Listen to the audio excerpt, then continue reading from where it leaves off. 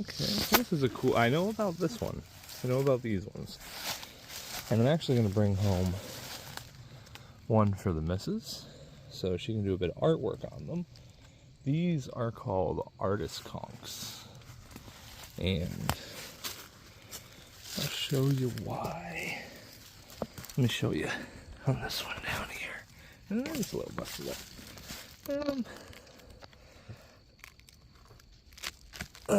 Let me get this little one. Alright, perfect. Yeah, okay. So, the reason they're called artist conks is because you can, well, make artwork on them. So, and anything you put in here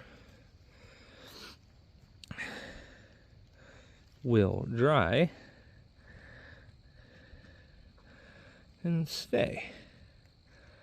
So I'm gonna bring one home and see if the missus